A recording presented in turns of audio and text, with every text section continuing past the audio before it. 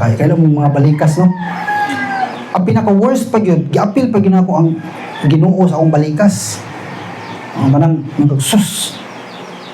Saan ng sus? Minubo na sa pangalan ni Jesus. Pero imo siyang gigamit o pamalikas, expression, na frustrated ka, galagot ka, sus, kinamig yung sikaran. Kaya ba mo nga, kung sa'y gusto sa Ginoo para ana, katudlo mo ang Biblia ana.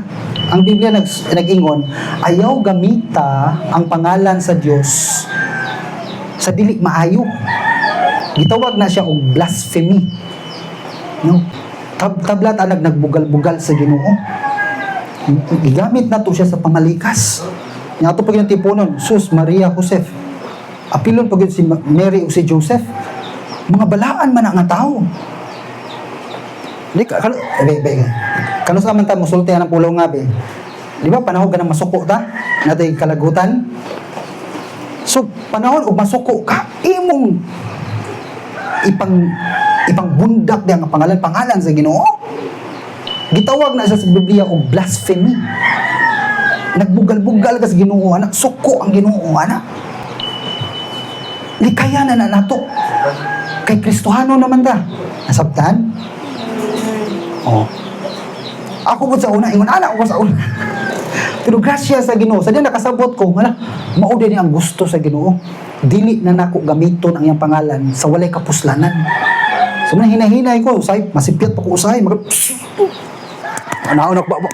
Siya mayo ni Mayo. Masuko ang Ginoo. Dili gamiton ang pangalan sa Ginoo sa pamalikas. Nasabtan? Oh. Dili na kay balo ko nga mamlikasay mo diri o hibaw kadungog paninyo ana. Pero gitudlo lang nako mao ni gingon sa Biblia. Paningkamutan nato. Bantay tas tong inistoryahan speech. Ang gingon sa Biblia paningkamutan nato nga walay daotang pulong nga mogawas sa atong baba. Ingon ang Biblia magbantay tas atong sinultian nga dili siya offensive, dili siya bastos. Ha? Muna'y gusto sa Ginoo para sa mga Kristohanon. Careful sa atong speech. Kanang mga pamalikas na siya maayo. Di malipay ang Ginoo ana. Okay. Ako sa akong bahin, makasabot ako, no? Labi nagmoy naandan ninyo. O naandan nimo sa una. Kaya ako mo sa una, moy naandan ko na ako.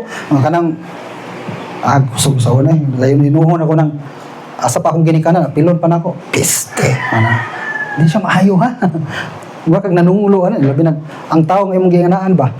Muna siya gitunglo. Kaya na to nga mugawas sa sumba. Balag suko na kay ka.